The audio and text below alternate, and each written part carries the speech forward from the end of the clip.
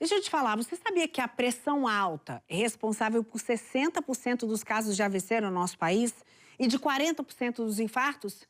E que as mulheres estão liderando as pessoas com pressão arterial nas alturas? E que as crianças estão cada vez mais hipertensas por conta dos hábitos como sedentarismo e má alimentação? A gente vai saber como mudar esse cenário, tá? É o nosso quadro Saúde Preventiva de toda sexta-feira. Confere.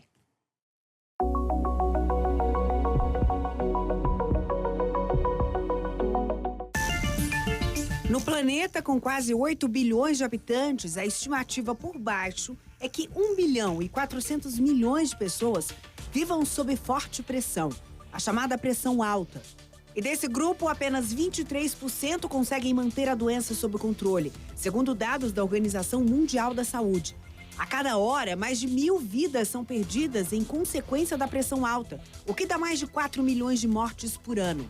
E quando as ferramentas de controle da pressão arterial não são levadas a sério, as consequências são o AVC, acidente vascular cerebral, os infartos e até a morte. No Brasil, 30% da população é hipertensa e com a reclassificação dos níveis de pressão pela Sociedade Brasileira de Cardiologia, mais brasileiros entram na faixa de alerta. Mas você já parou para pensar o que é pressão arterial e como ela atua no nosso organismo? Bem, é ela que leva o sangue e oxigênio nas veias até os órgãos do nosso corpo. Coração, cérebro, rins, vasos, tecidos. Mas se a força desse transporte for muito grande... É só você entender uma seguinte situação. Pega uma planta, joga uma água com um regador todo dia naquela plantinha. A água vai gostar, ela precisa dessa água, mas joga a mesma água com uma mangueira, com a pressão normal. A plantinha até quase cai. Então, se os seus órgãos, se os seus olhos, sua retina, se o seu cérebro, se o seu coração e seus rins, em especial esses 4 órgãos, começarem a receber o sangue que eles tanto precisam em uma pressão mais alta, eles vão ficar machucados. Qual seria a pressão ideal, doutor? A Sociedade Brasileira de Cardiologia, na sua última diretriz, lançou a seguinte recomendação: abaixo de 12/8. Você não é hipertenso, você não precisa tomar medicamento, mas precisa continuar atento para aquilo que pode te prejudicar e fazer você ser hipertenso ao longo da vida. Acima de 14/9, todo mundo que tem 14/9 precisa da utilização de medicamentos. Dependendo do nível acima de 14/9, às vezes 2 medicamentos, e hoje a gente tem recurso de usar 2 medicamentos e 1 comprimido só. Agora, a grande novidade está nesse grupo entre 12 e 14, 8 e 9. Essa população a gente tem que identificar melhor, a gente tem que fazer o que a gente chama de estratificar, de personalizar. Se a pessoa, por exemplo, fuma, se a pessoa é diabética, se é uma mulher que teve, por exemplo, elevação de pressão arterial durante a gravidez, se é uma pessoa sedentária, se ela acumular, quanto mais ela acumular fatores de risco e ela tiver nesse nível entre 12 e 14, 8/9, muito provavelmente a gente vai indicar também o tratamento medicamentoso. E o que faz essa pressão variar, hein?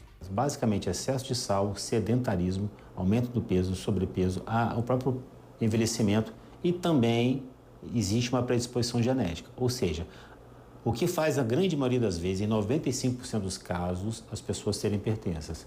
Uma mistura entre uma tendência genética, você herdar isso do seu pai, do seu avô, da sua mãe, com o estilo de vida. Com esse estilo de vida o quê? Que a gente chama estilo de vida não saudável. Não fazer exercícios, comer muito sal, fumar e assim por diante. E se todos os organismos têm sangue circulando, a hipertensão pode atingir homens, mulheres, idosos e até mesmo as crianças. A gente percebe que hoje no Brasil existem mais mulheres hipertensas do que homens.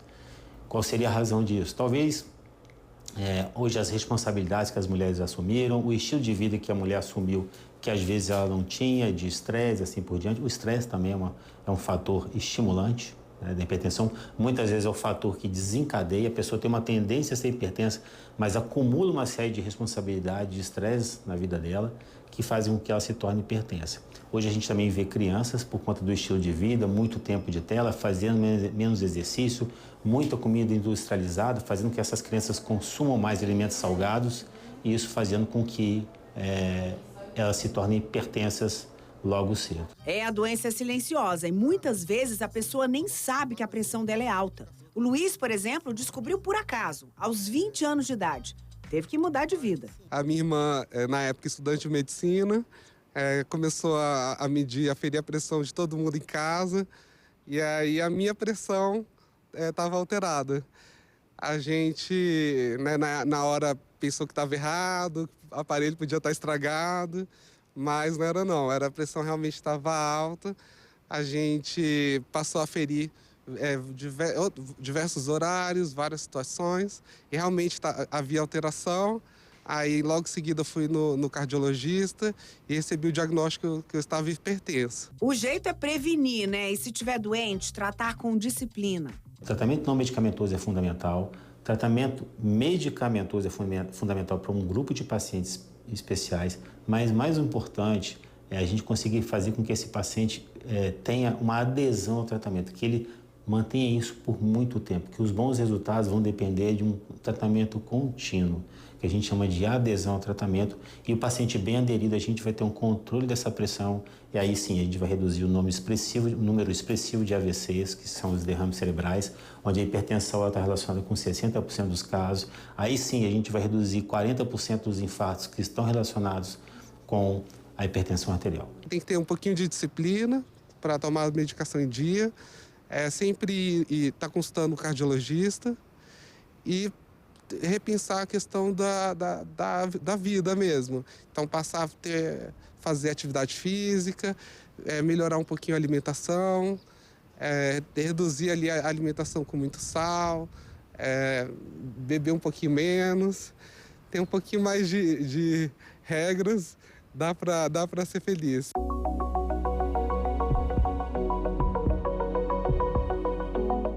Tá aí, pressão é coisa séria, tá? Você tem que sempre fazer acompanhamento médico, porque se você tiver pressão alta, dá para viver com ela, mas sob controle.